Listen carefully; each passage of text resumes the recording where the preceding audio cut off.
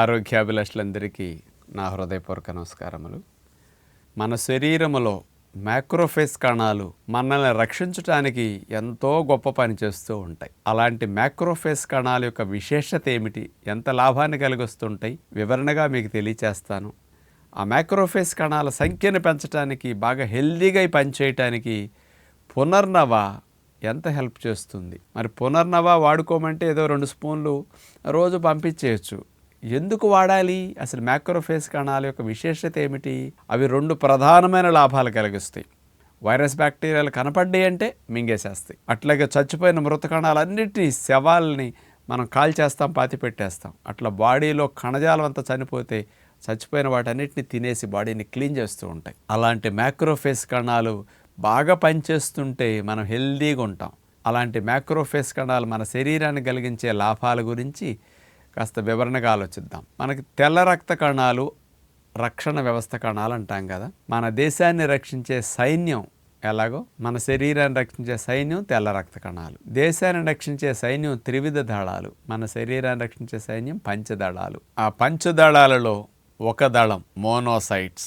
ఆ మోనోసైట్ కణాలు వైరస్ బ్యాక్టీరియాలని తినేసే విధానాన్ని, చచ్చిపోయిన మృత కణాలని క్లీన్ చేసే విధానాన్ని తెలుసుకోవటం కోసం ట్రైనింగ్కి డిఫెన్స్ ట్రైనింగ్ సెంటర్లు వెళతాయి అన్నమాట. టాన్సిల్స్, ఎడినాయిడ్స్, థైమస్ గ్లాండ్, చంటి పిల్లలకు ఉండే, చిన్నపిల్లలకు ఉండే గ్లాండ్, అక్కడ ప్లీన్ ఇలాంటి చోటుకి వెళ్ళి ట్రైనింగ్ పుచ్చుకుంటాయి. అక్కడ ట్రైనింగ్లో వీటన్నిటికీ మంచి శిక్షణ సీనియర్ తెల్ల రక్త కణాలు అందిస్తాయి.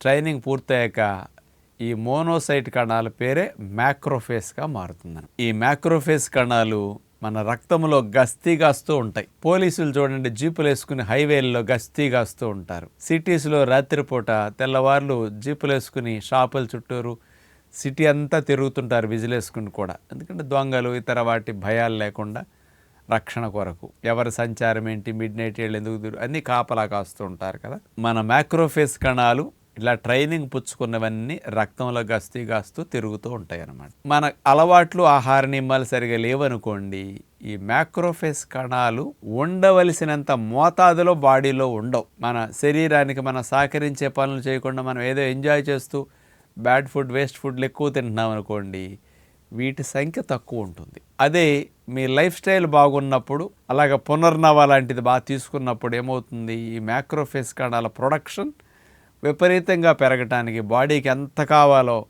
ఏ రోజుకి ఆ రోజు మృత కణాలు క్లీన్ చేయడానికి, వైరస్ బ్యాక్టీరియాలు చంపేయటానికి దానికి తగ్గట్టు తయారు చేసుకునే మెకానిజం బాడీలో రెడీ అవుతుంది అనమాట. ఇవి రంగంలో దిగి కనపడ్డాయి అనుకోండి వైరస్ బ్యాక్టీరియాలు, రక్తంలో గస్తూ తిరిగేటప్పుడు వైరస్ బ్యాక్టీరియా రక్తం లోపలికి ప్రేగులించి అక్కడ ఎంటర్ కనపడ్డాయి అంటే వెంటనే మింగేసి తినేసేస్తుంది.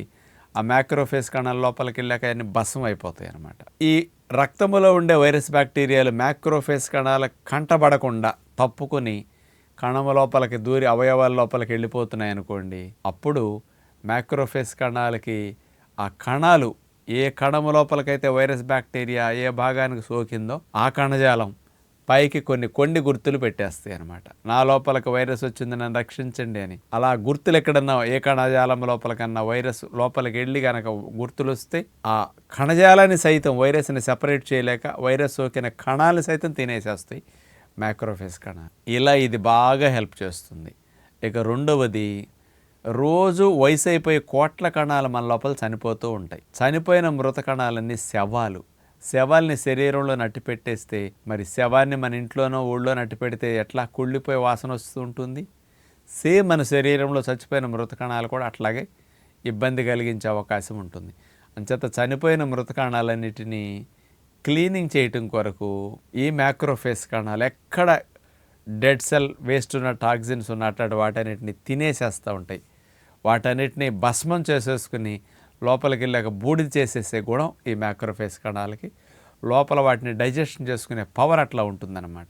ఈ మ్యాక్రోఫేస్ కణాలు మరి ఈ వైరస్ బ్యాక్టీరియాలు తినే ప్రక్రియని, అట్లాగే మృత కణాలను తినే ప్రక్రియని ఫాగోసైటోసిస్ అంటారు. ఈ ఫాగోసైటోసిస్ అనేది మీ లోపల బాగా జరిగితే మీరు హెల్దీగా ఉంటారు, క్లీన్గా ఉంటుంది బాడీ లోపల, రక్షణ వ్యవస్థ హెల్దీగా పనిచేస్తున్నట్టు అనమాట. ఈ ఫాగోసైటోసిస్ ఎప్పుడు జరుగుతుందో తెలుసండి?